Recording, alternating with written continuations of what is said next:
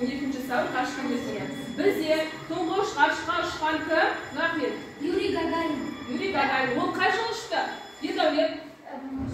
1961 жылы. Иә, дұрыс. Бізде қазақта тұңғыш ғарышқа ұшқан кім? Кім? Тоқтар Әубәкіров. Тоқтар Әубәкіров. Ол қай жылы ұшты? Шамаға? 1990 жылы. Жарайсыздар. Енді балалар, экранға қарап, ғарыш кемелер туралы кішкене мағлұмат алайық.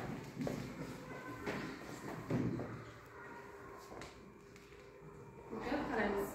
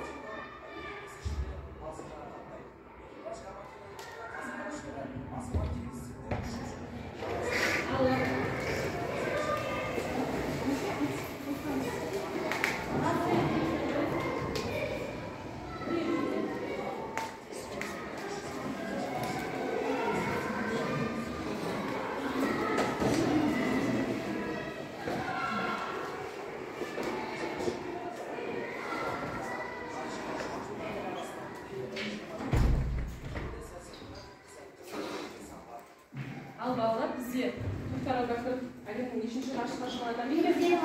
256-шы. Ал? Тоқтар Әубәкіров ғарышқа ұшу үшін 50 рет ұшақпен ұшты. Иә, дұрыс. Жарайсыңдар. Ал енді балалар, біздің қазір қазақ тілі өтіп жатқан бөлім бойынша ғарышқа саяхат. Біз әр тапсырманы орындай отырып, мына жақтағы қарасаңдар, бізде тақтада аспан әлемі бар. Осы аспан әлемін әр тапсырма орындай отырып, біз ғаламшарлармен безендіреміз. Олай болса, бүгінгі біздің сабақты бастамас бұрын өткен сабақты еске түсіріп алайық. Өткен сабақты еске түсірмес бұрын біз QR код әдісі арқылы алдарында барлығында QR код бар, жеке өздеріңізде. Осы әдіс арқылы біз өткен сабақты еске түсіреміз. Бізде экранда қазір тест тапсырмалар шығады. Сол тест тапсырмаларына қарай.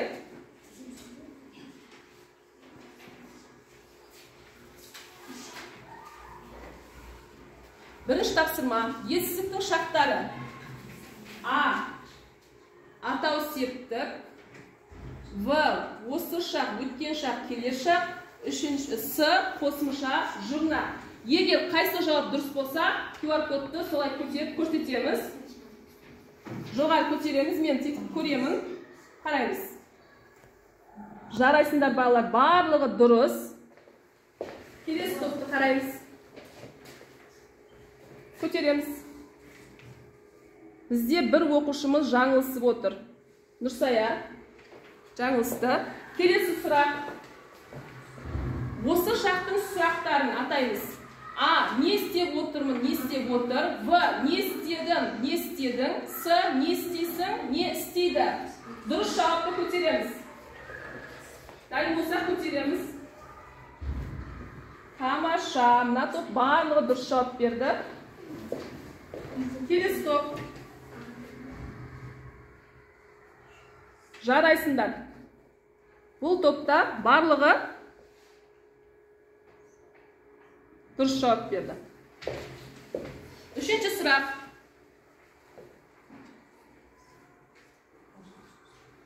Етістер іс-әрекеттің алдындағы уақытта болатынын білдіреді. Бұл қай шақ? А. Осы шақ. В.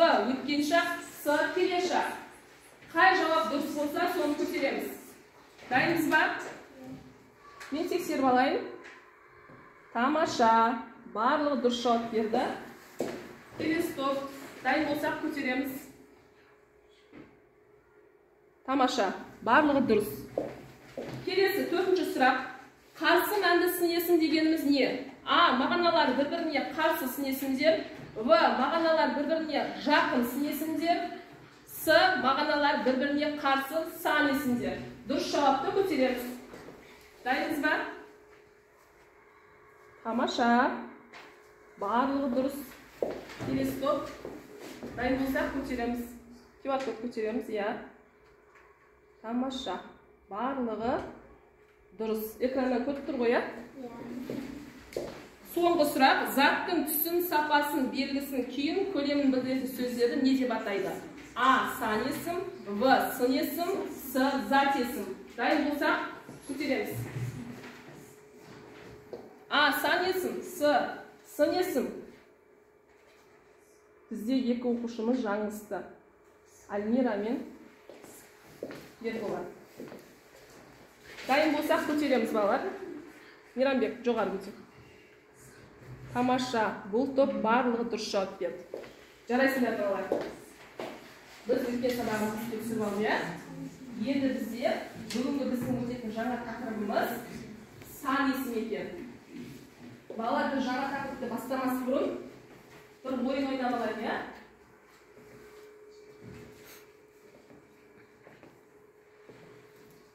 Бізде рандом әдісі арқылы сұрақтар берілген. Осы сұрақтарға жауап беретін алдымен қазір барлық топқа жіберіп тастаймын. Әр топ қандай сан алады, сол сан түскен кезде сол топ оқушылары жауап береді. Мына жерден кез келген бір екеуін аламыз. Екеуін ғана аламыз. Екеу алдық па? Келесі топ. Екеуін аламыз. Екеу алдың ба? Біреу кеткен. Кез келген екеуін аламыз. Ашамыз. Ішінде қандай сандар бар?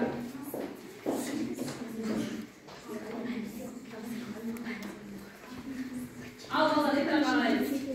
Егер қай сан түскен болса, сол топтағы оқушы жауап береді. 4 деген сан қай топта?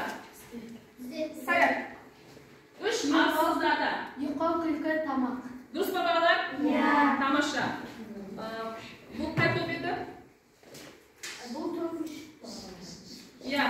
Біз мағыналарды әр топты бөлген кезде ғаламшардан атаумен бөлгенбіз. Уран тобына 1 балл. Келесі.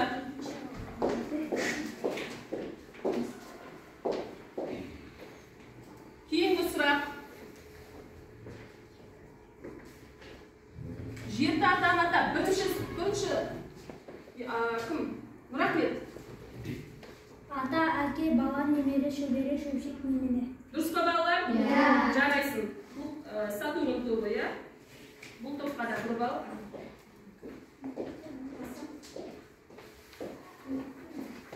Сатурн тобына 1 балл. 8-ші сұрақ. Қай топта? Қазақтың жеткерелері Бекболат. Алтын адам, қазақтың киіз үйір, домбыра, тайғазан, жер асты, Маңғыстау жер асты мешіті, бәйтерек, кейін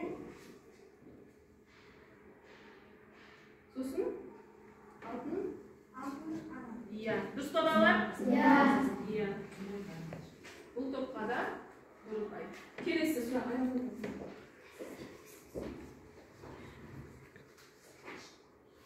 Жеті қазына 2 сан кімге түсті? Ал Диас.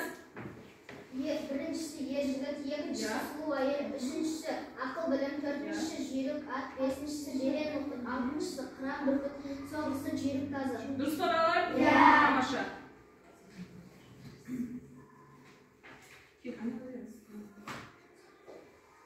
Келесі.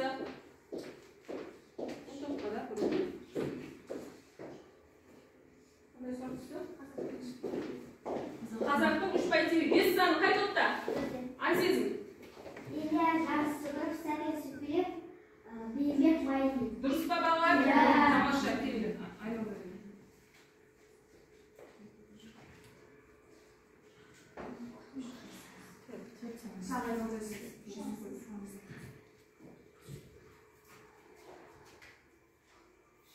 Жетінші, үш сан кімде? Кім? Азамат. Оба, соғыз, құрғақшылық, жұт, топансу, соғыз, зілзала. Жетті бұл, дұрыс бағалар. Ал, келесі. Қазақтың үш бәйтерегін айттық.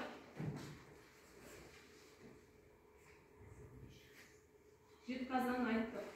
Ал, алтыншы сұрақ кімге? Қай топта? Мейрамбек. Бізде алтыншы сұрақ үш байлық. Үш байлық. Денсаулық, ағзалық, орталық.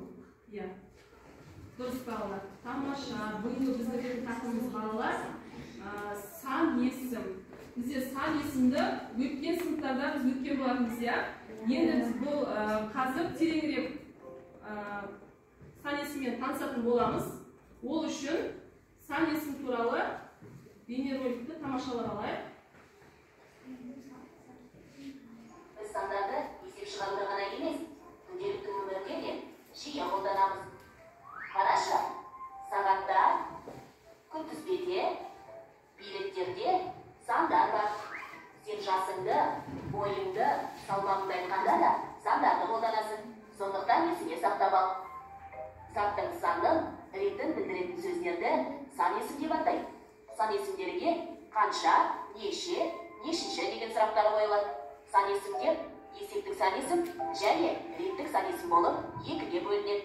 Есептік сан есім заттың нақты санын білдіреді.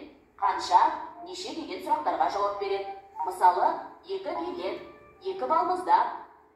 Ал реттік сан есім заттардың саналу ретін білдіреді де нешінші деген сұраққа жауап береді. Мысалы, 7-ші қатар, 23-ші орын, 1-ші қабат. Дауысты дыбыстарға аяқталған сан есімдерге ыншы, інші жұрнақтары жалғанады. Мысалы, 7-ші, 6-шы.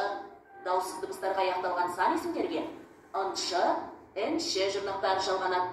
Мысалы, 9-шы, 3-ші. Балалар, видеороликте қараған болсаңдар, бізде сан есім нешеге бөлінеді екен?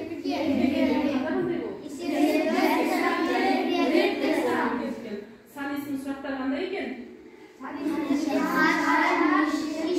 Қанша, неше, нешінші? Иә, дұрыс балалар. Олай болса, оқулықты ашамыз.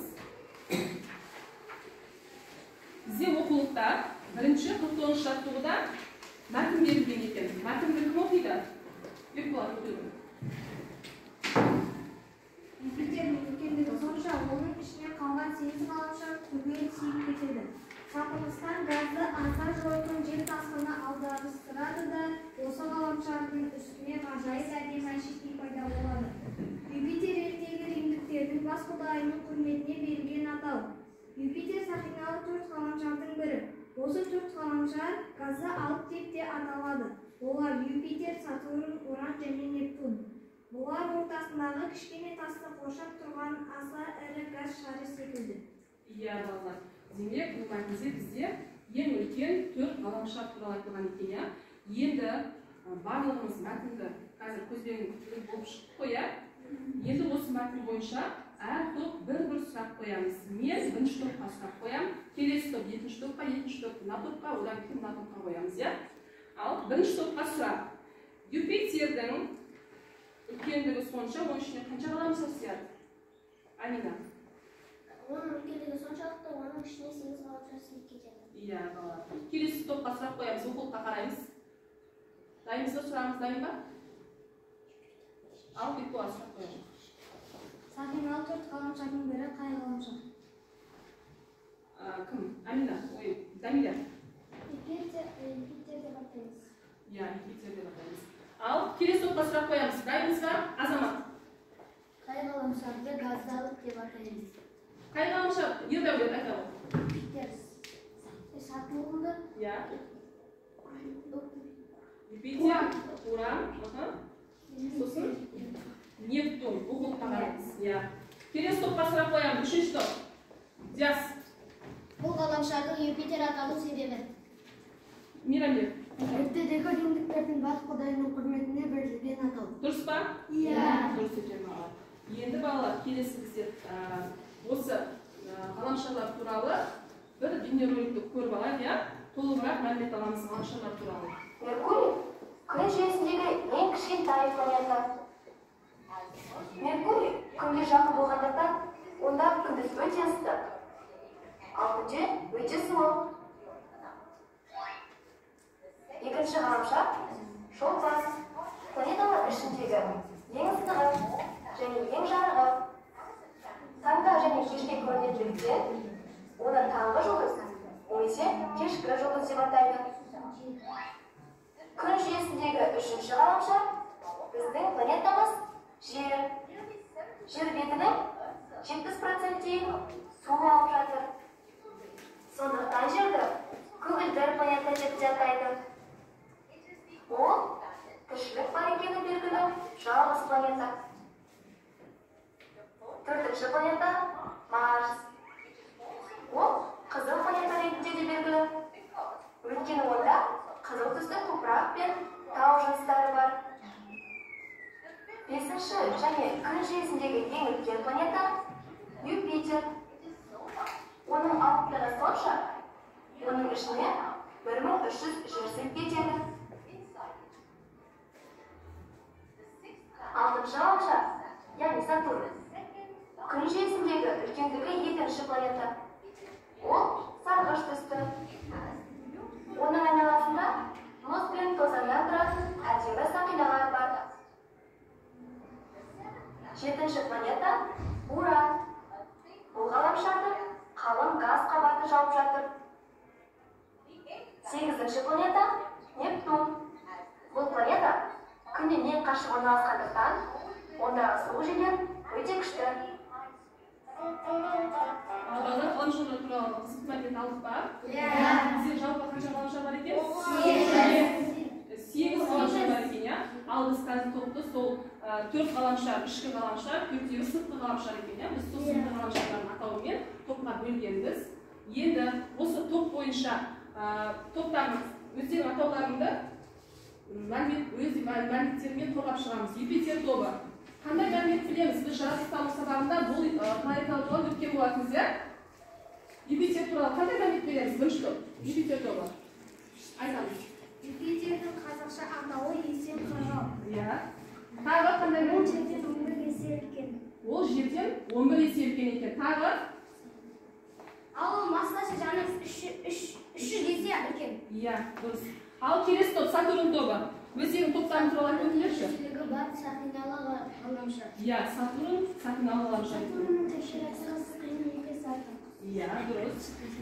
Сатурн 11.726 градусқа дейін барады. Оның 96% су текте тұрады. Иә, тамаша. Келесі топ, қай топ? Уран тобы. Уран су планета. Иә, Уран су планета. планета болғандықтан температурасы 224 градусқа дейін барады. Тамаша. Келесі топ. Уран көлемі жағынан 3-ші ғаламшар. Иә. Ал? Нептун күн жүйесіндегі соңғы ғаламшар. Иә, соңғы ғаламшар екен. Тағы қандай? Мөлшері бойынша 4-ші планета. Мөлшері бойынша 4-ші планета екен. Оның түсі көгілдір. Оның түсі көгілдір екен. Тамаша, тобымызды тамаша қорғады. Ал енді балалар, бізде топтық жұмыс. Әр топқа бір-бір тапсырмадан береді. Топтасып жұмыс жасаймыз. Бірінші топқа реус шешу, топтасып жасаймыз. Екінші топ семантикалық карта, уранға жұмбақ шешу, Нептун тобына көп нүктенің орнына сан есімдерді қоямыз. Жылда 2 минут уақыт береміз.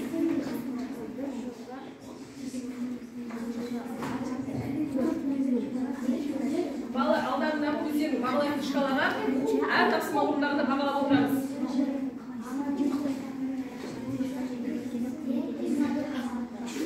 Ya, самый жазамыз.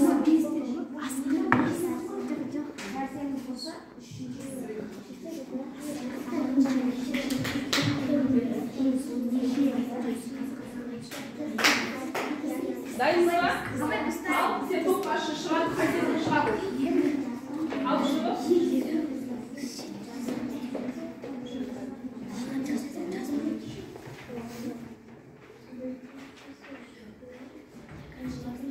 Барлық топ дайын ба?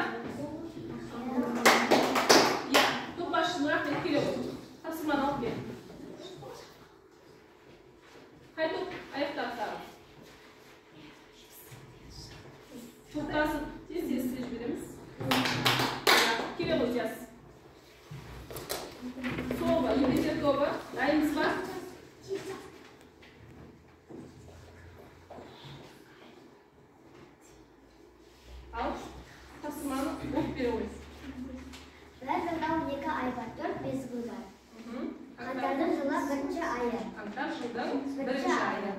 Bir tavukda 24 saat var. Iya. Haftanın 3. günü sesiydi. Dұрыс па балалар? Иә. Тамаша. Атасының орнына алда планетаны жер шарын безендіреміз, барып жақсырамыз. Hadi isimlerin suratları. Иә. 25 qancha necha degan suratga javob bering. 6 neshinchi degan suratga javob bering. 100 qancha degan suratga javob berildi. 10 neshinchi degan suratga javob berildi. 50 necha degan suratga javob berildi. Ikkinchi neshinchi degan suratga javob berildi. 38 qancha degan suratga javob berildi. Дұрыс па балалар? Тамаша. Планетаны жақсырамыз. Әкеліңіздер. Алып оқиды. Sol жағында 5 сарбаз, sol жағында 5 сарбаз. Қол. Дұрыс па балалар? Жаңылмастан жетеуі. Кезек қызмет етеді. Автокүндері. Дұрыс. 32 мықты қаз қатар болып шықты. 16-сы асты, 16-сы үсті. Тіс. Тамаша. Бірлік, күшік, желтоқсан, жетісу, бір қазан, алты васан, кербес, 8 көз. Иә, бізде, мына жаққа қарап, бізде әріптермен жасылған үлгіседі. Бұл дұрыс жауап, барлығы дұрыс. Тамаша.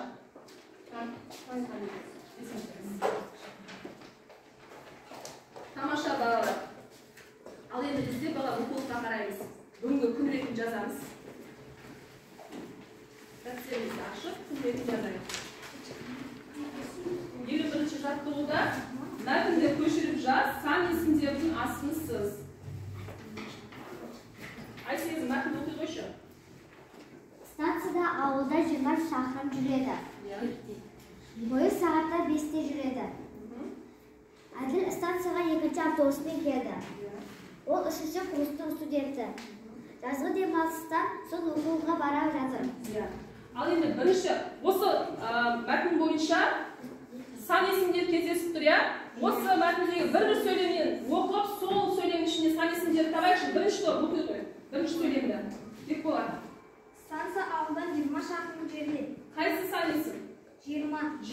Қай сұраққа реттік сан есім ба, есептік сан есім ба? Есептік сан есім. Есептік сан есім. Дұрыс. Келесі екінші топ кім? Дамиля оқи ғой. Бойы сағат 5-те жүреді. Қайсы сан есім? 5-те. 5-те. Қай реттік сан есім ба, есептік сан есім ба? Ал? Есептік сан есім. Дұрыс. Келесі, үшінші сөйлемді оқимыз, Дина. Станцияға 2-ші автобуспен келді. Сан есім 2-ші, реттік сан есім. Дұрыс па балалар? Иә. Дұрыс екен. Ал енді балалар дәптеріңізге осы сөйлемді көшіріп жазамыз. Тақтаға бізде әртүрлі бір оқушы шығып жазсыншы. Әсесі шығады. Бірінші сөйлемге, екінші сөйлемге бек болады. Үшінші топтан бірақ мен шыға ғой. Бұл топтан сен ашық.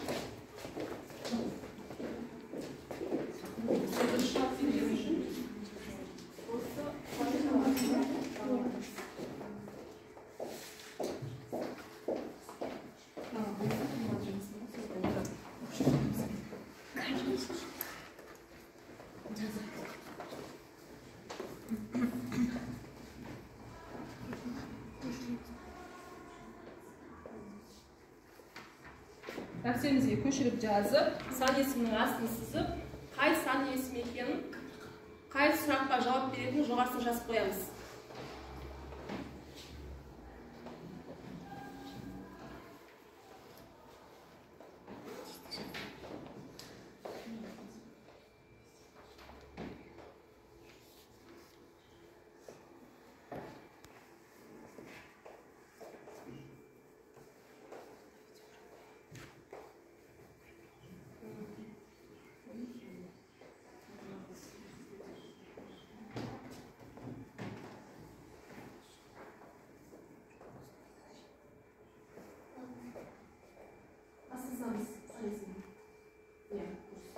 Екінші, бекболат шығағы екінші сөйлемге.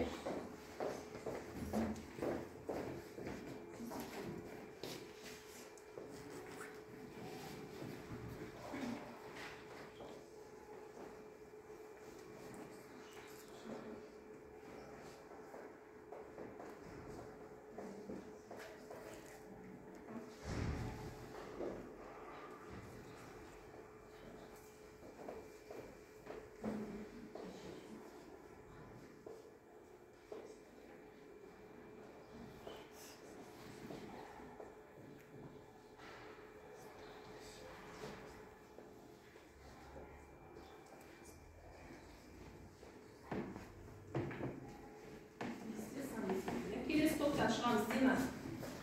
Рахмет, шығар. Келесі сөйлем.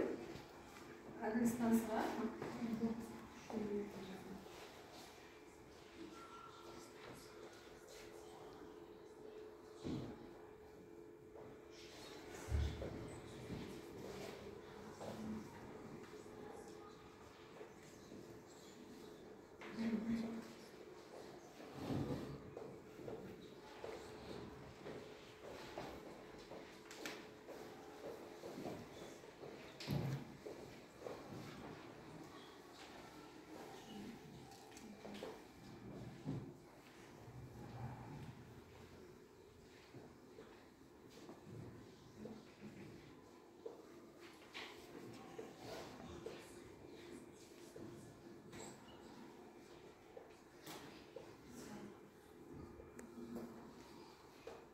Қайсысы? Санесің?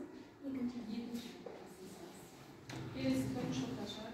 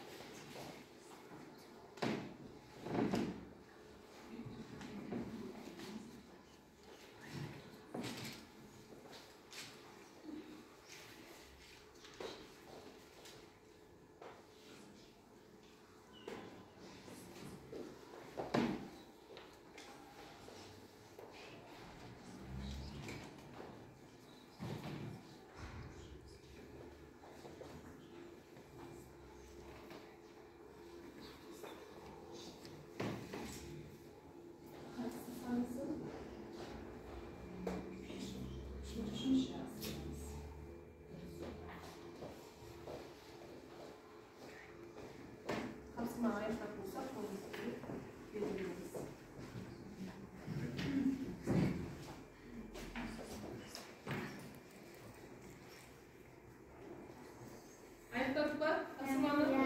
Ал аяқтаған болсақ, балалар, бізде алда қандай еректе келе жатыр? Азамат. Бірінші мамыр ынтымақ күні. Иә, ынтымақ күні. Тағы қандай? Айсезім? 7 мамыр отан қорғаушылар күні. Иә, тағы қандай мереке бар? Мейрамбек.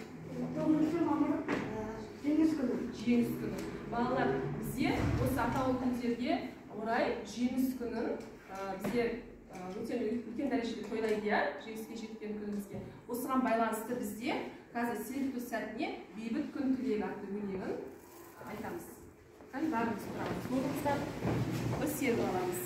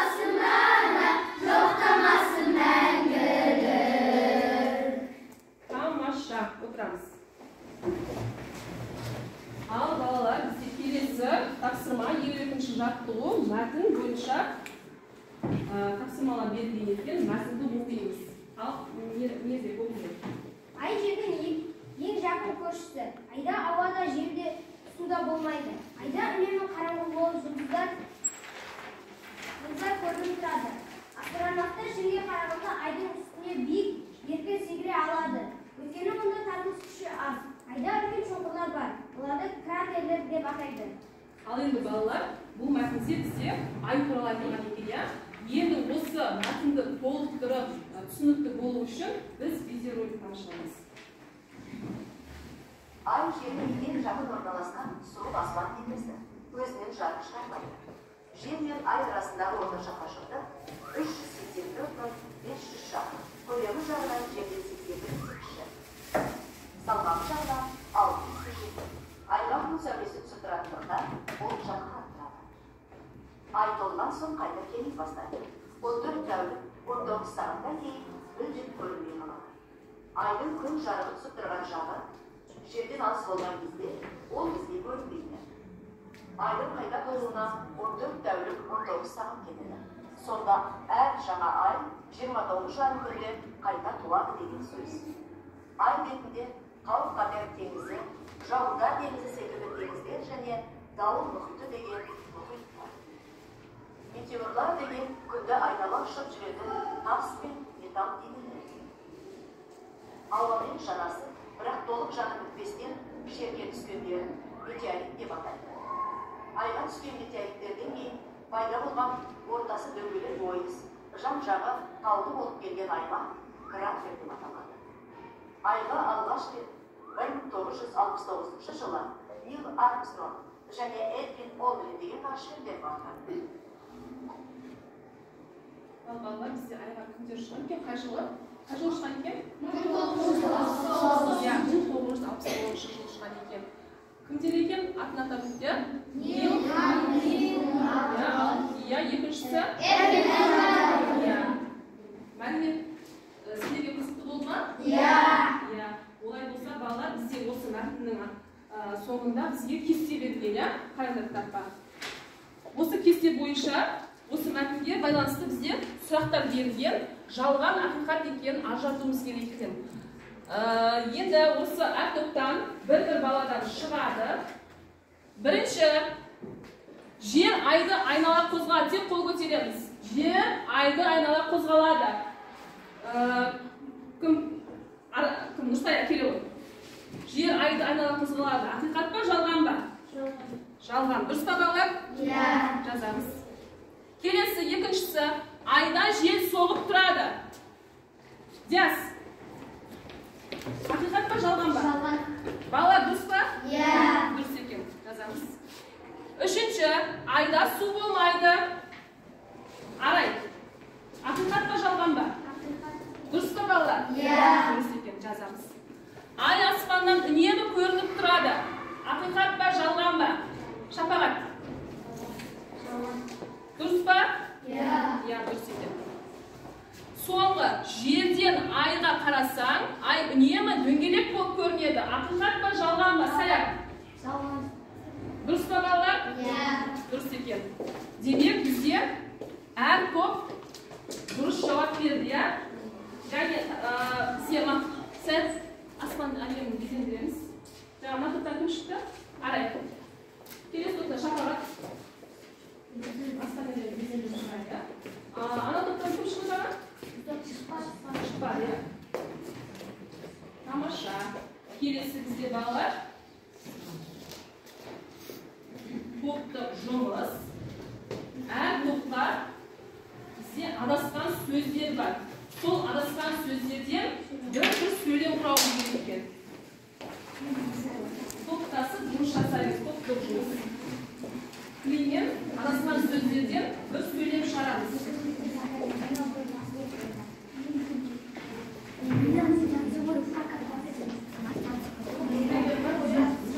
Бір сөйлем шығады осы адасқан сөздерден.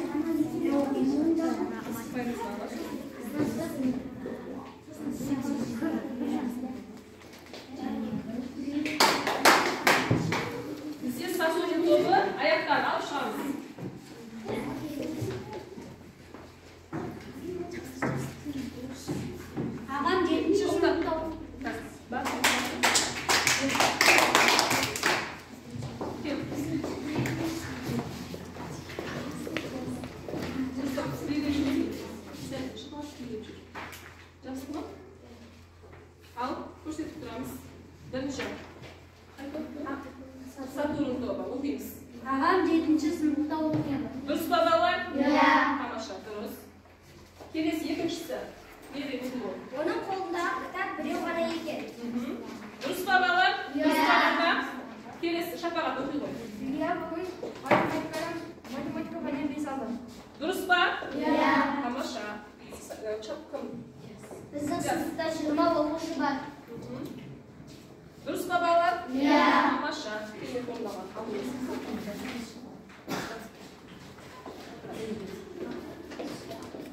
Ал енді балалар, біз топты бағалап өтеміз.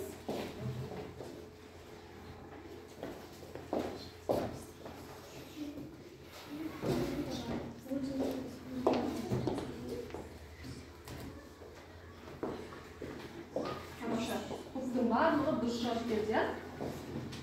Енді балалар, бізде қараңдар. Бүгін бізде өткен тақырыбымыз сан есім болды. Енді сендерге бір қызық ойын ойнаймыз. Бізде мына сандар көріп тұрмыз, 4, 12, 30, 365 деген. Енді бізге осы сандардың құпиясын ашуымыз керек екен. Бұлар нені бізге айтқысы келіп тұр? Соны ойлануымыз керек. Кішкене мен көмек беремін. Біріншісіне. 4, 1 жылда шабағат. 1 жылда 4 мезгіл бар. Дұрыс па балалар? Иә. Екінші 12 санына. Дина. 1 жылда 12 ай бар. Тамаша, дұрыс па? Иә. Келесі 30 деген санға. 1 айдан 30 күн бар. Дұрыс па? Иә. Ең соңғы. Ерболат. 1 жылда 365 күн бар. Тамаша, керемет балалар. Біз сандардың құпиясын аштық, иә? Ал енді балалар, топты бағалаймыз. Тамаша, бар топ белсенді қатысып отыр.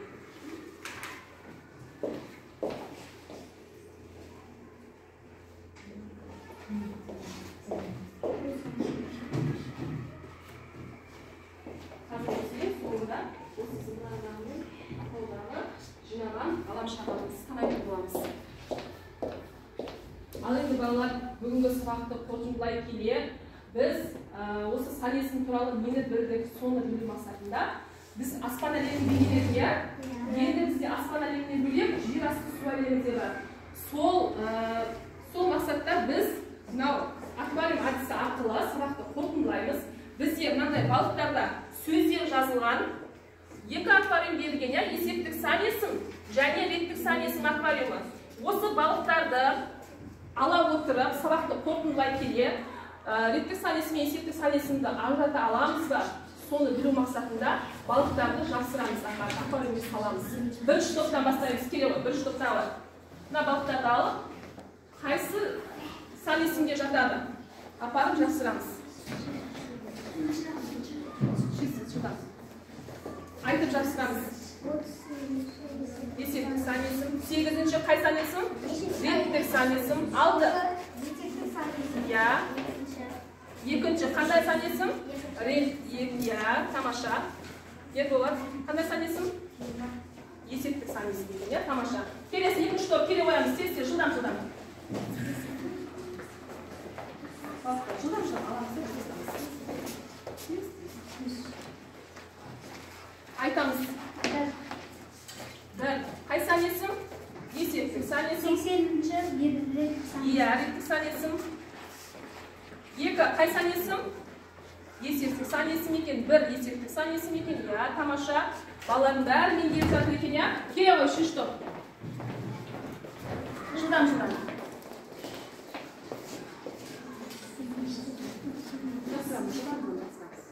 Қандай сан? 20. Есептік сан есім екен, иә, дұрыс. 15. Есептік сан есім екен, тамаша. 23. Қай сан есім? Есептік, жақсыра ғой. Мына жерге жақсыр. Сенде не? 40. Мына жерге жақсыр. Тамаша, бұл топта жақсы меңгеріпті. 5-ші қай сан есім? Реттік сан есім. Тамаша, келесі келді. Аламыз. Қай сан есім екен? Иә, жақсыра ғой.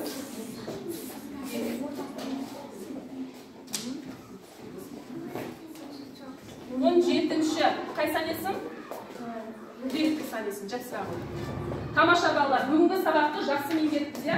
Енді біз осы сабақты бекіту мақсатында алдарында сендерде жауап парақшасы берілген. Қараңдар. Я? Барлықтарында жауап парақша бар. Жауап парақшаға аты жөніңізді жазамыз. Мен экраннан сұрақ көрсетемін.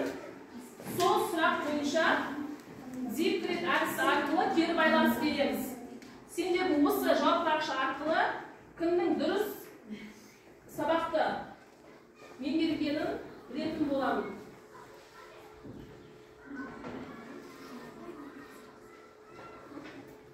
Көрініп тұр ма балалар?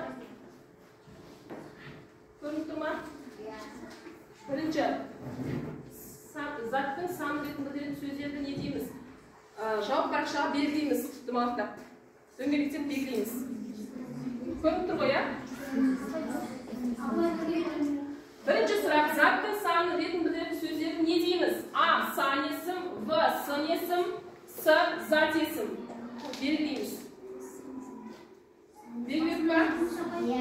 А. Сан есім, В. Сын есім, С. Зат есім. Екінші сұрақ.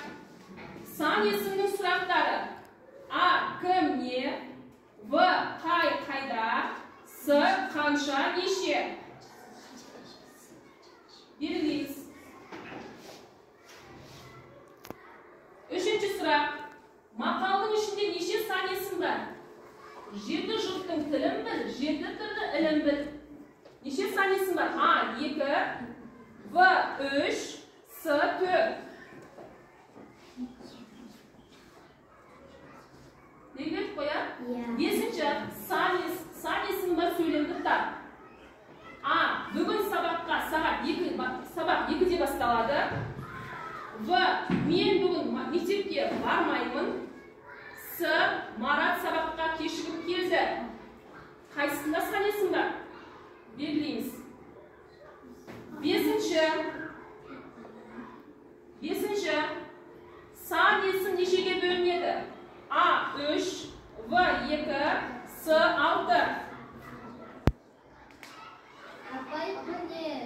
А. 3, В. 2, С. 6. Дұрыс жауап беріңіз. Алтыншы сұрақ. Сөйлем ішінен реттік сан есімді тап. Марат жарыста Мәлиге екінші болып келді. А. Келді. В. Жарыста. С. Екінші. Келесі, жетінші сұрақ. Реттік сан есімді тап. А. 49, В. 2, С. 3. Реттік сан есімді. Тоғызыншы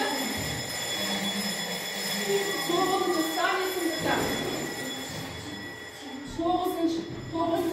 Сегізінші нешінші сұрағына жауап беретін сөз. А. 2, В. 5, С. 5. Тоғызыншы сұрақ. Сан есімді тап. А. Сана оқы. В. 20, 300. С. Әдемі сұлу. Қайсысы сан есім? Белгілеп па? Соңғы сұрақ. Сөйлемде сан есімді тап. Олжас бірінші орын алды. А. Бірінші. В. Олжас. С. Алды. Аяқтадық па? Аяқтаған болса, бірінші аяқтаған. Кім? Аяқтаған болса, тексереміз. Басқаларымыз.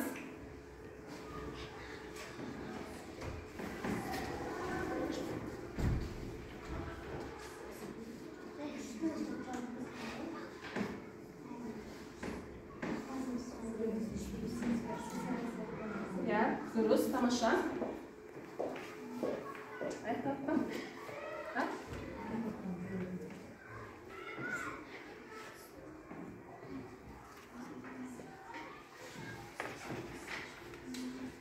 Дұрыс.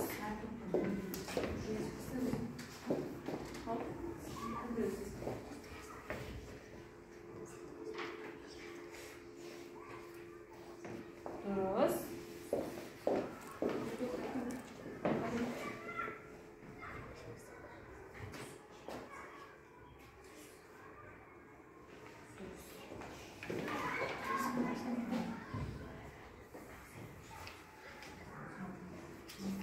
Tamosha.